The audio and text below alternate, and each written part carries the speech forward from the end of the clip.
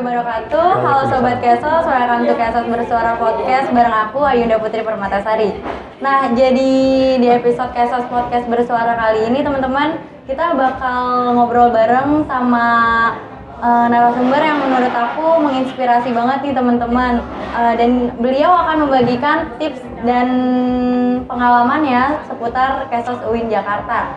Tanpa basa-basi lagi, langsung aja kita sambut Kak Husamuddin Fadil atau biasa dipanggil Kak Fadil.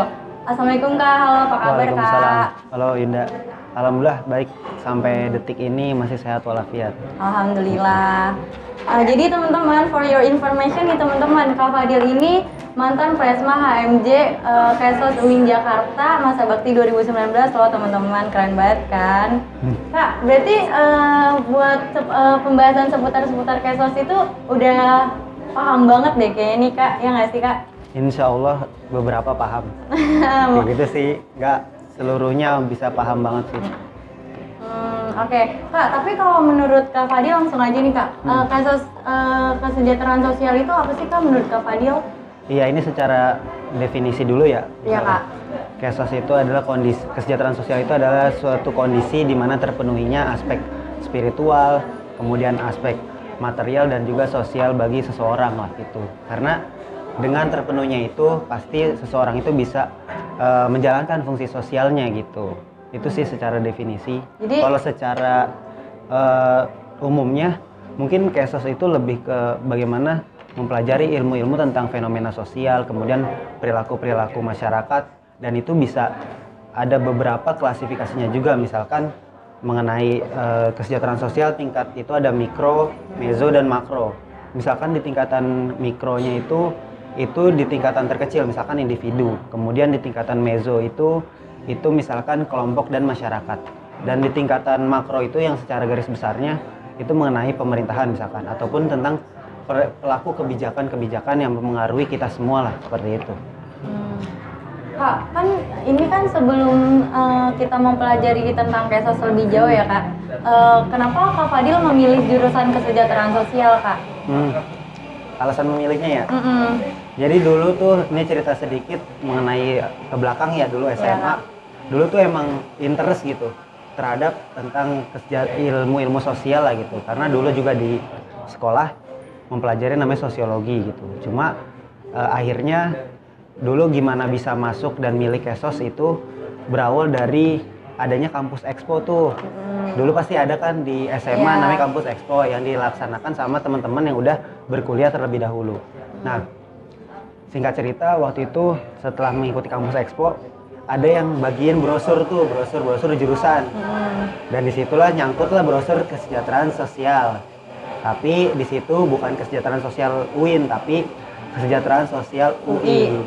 Dan akhirnya ingin tahu lebih banyak tuh, cari tahu, kemudian konsultasi tuh sama guru BK. Dulu ada kan di sekolah guru BK itu kan bimbingan konseling. Bisa dibilang guru BK itu sebagai orang tua kedua kita lah di sekolah gitu.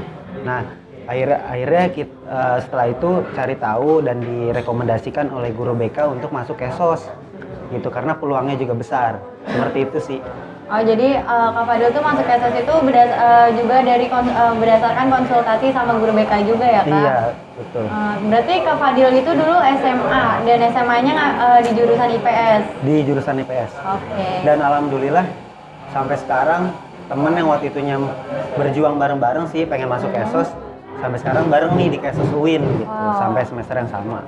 Oke. Gitu sih. Kak, gimana sih masa-masa awal, kan Kak Fadil kan masuk Kesos nih akhirnya kan masuk ya? Kesos, ya. Nah itu masa-masa awal jadi mahasiswa baru di Kesos tuh kayak gimana sih Kak? Ceritain dong, kayak dari PBAK, terus ketemu teman-teman, karena kan teman-teman di sini kan nantinya kayaknya bakalan ngerasain online deh, kayaknya masih online. Ada mahasiswa baru nih? Iya, ini video ini nanti kita buat ditujukan untuk pengenalan ke mahasiswa baru Kak, gitu. Tahun 2021 berarti? Iya Kak, benar. Jadi dulu ikut PBAK ya pengalamannya ya dulu ya? Jadi dulu kebetulan tahun 2017 kalau nggak salah, dan itu masih sebelum pandemi ya? Iya. Jadi masih offline, mengikuti PBAK lah, PBAK di kampus. Itu dilaksanakan kalau nggak salah 4 hari deh. Dan di PBAK itu ada momen unik sebetulnya, di mana kita sebagai mahasiswa baru itu bangun pagi lebih siap, biasanya lebih rapi dari biasanya gitu. Misalkan kita kuliah atau sekolah itu di jam 6, jam 7. Ini jam 3 udah harus bangun. Kemudian kita berangkat ke kampus itu subuh atau setengah 5 harus sudah di kampus. Kayak gitu. Nah, itu momen-momen yang ada di PBAK. Nah, kesannya di PBAK adalah setelah mengikuti PBAK, akhirnya disadari bahwa PBAK ini adalah momen di mana ternyata ini merupakan bukan hanya sekedar perkenalan budaya kampus aja loh, tapi lebih dari itu kita bisa mengenal teman-teman, kita bisa mengenal bagaimana kebiasaan kampus dan budaya-budaya kampus. Nah, yang menjadi nilai plusnya adalah ketika kita mengikuti PBAK, kita bisa mengenal teman-teman yang ada di jurusan-jurusan lain. Bahkan teman-teman itu hadir dari seluruh wilayah Indonesia gitu. Iya, bukan betul, cuma betul. Jakarta yang notabene memang kita kadang ketemu sama teman-teman yang asli Jakarta. Nah, teman-teman dari luar Jakarta ini ternyata perjuangannya lebih berat loh dari kita gitu. Nah, itu di momen-momen PBAK ini, dan akhirnya sampai sekarang dengan teman-teman yang dulunya sekelompok di awal itu masih menjalin komunikasi, masih sering ketemu bareng dan juga sering sharing lah gitu. Karena katanya pas masa-masa PBAK itu sampai ada yang nginep-nginep ya, Kak? Iya, nginep-nginep. Soalnya kalau nggak nginep kadang kesiangan dan segala macem Karena lah emang gitu. harus dari pagi banget kan Iya, kalau dari pas pagi PBAK itu. Mm-mm. Kak, kalau menurut Kak Fadil kan tadi Kak Fadil juga cerita kalau Kak Fadil tadinya interest Kesos itu karena dari brosurnya UI ya, Kak. Nah, setelah Kak Fadil ada kuliah di UI nih, Kak, menurut Kak Fadil ada nggak sih yang membedakan antara kesejahteraan sosial UI dan kesejahteraan sosial UIN, Kak? Dua itu aja atau ada yang lainnya gitu? Mungkin kalau emang menurut Kak Fadil bisa lebih ke universal boleh tuh, Kak. Jadi dulu emang bener pertama itu mempelajari, maksudnya mencari tahu lah Kesos UI gitu. Nah, setelah masuk di Kesos UIN, karena di Kesos UIN itu belajarnya lebih bersifat general, dalam artian secara umum gitu Kesosnya, mulai dari pengantar ilmu Kesos, kemudian belajar mengenai Peksos medis, Peksos kebencanaan, kemudian ada disabilitas, anak, dan yang lainnya gitu. Nah, kalau untuk di Kesos-Kesos yang lainnya mungkin di beberapa kampus yang ada di Indonesia, salah satunya mungkin UI ya, yang paling terdekat, dia lebih fokus kepada Peksos industri. Bukan hanya belajar mengenai CSR atau Corporate Social Responsibility, tapi mereka juga belajar mengenai bagaimana dinamika-dinamika yang ada di industri lah gitu. Nah, untuk khusus di Kesos lain, di kampus lain misalkan ada juga di Kalimantan. Itu di Pontianak khususnya dia mempelajari tentang pembangunan sosial. Kemudian di Jogja itu ada di UGM itu belajar mengenai ilmu sosiatri. Kalau nggak salah itu belajar mengenai masyarakat desa gitu dah, kesejahteraan dan masyarakat desa kayak gitu. Nah, yang sebetulnya semua ilmunya itu dasarnya sama, hanya saja mungkin klasifikasinya aja yang berbeda sih kalau di Kesos-Kesos lain gitu. Tapi menurut Kak Fadil dari pembahasan yang tadi tuh ada nggak sih mata kuliah yang menurut Kak Fadil tuh agak susah dan sulit dipahami? Ada dua sebetulnya, secara umum dulu ya, Iya, secara Kak. umum sama secara khusus misalnya. Secara umumnya itu ada namanya ilmu statistik ya, statistika. Kenapa dibilang Kak Fadil susah? Karena dari Kak Fadil sih sebetulnya ini nggak interest sama mata kuliah itu karena nggak terlalu suka yang namanya hitung-hitungan. Iya, Kak. Gitu. Jadi apa yang dipelajari kadang nggak masuk tuh.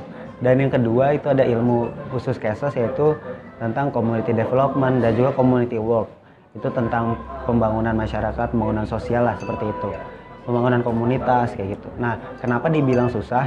Karena kadang dalam mata kuliah ini tuh apa yang kita udah planningin, apa yang kita udah rencanain, implementasi di lapangan itu kadang nggak sesuai. Kadang ada juga masyarakat yang masih berpola pikir seperti ini gitu, nggak sesuai sama rencana apa yang udah kita buat gitu. Nah, tapi di situ menjadi poin plusnya adalah menjadi pembelajaran bagi kita gitu. Bagaimana kita bisa mendengar gitu, bisa mempunyai listening yang baik dan bisa mengkaji ulang gitu. Berarti konsep Kesos itu luas banget ya, Kak? Iya, cakupannya emang luas banget. Oke. Gak ada habisnya lah. Terus kalau misalnya konsepnya aja udah luas, itu prospek kerjanya banyak nggak sih, Kak, kalau untuk lulusan kesejahteraan sosial itu?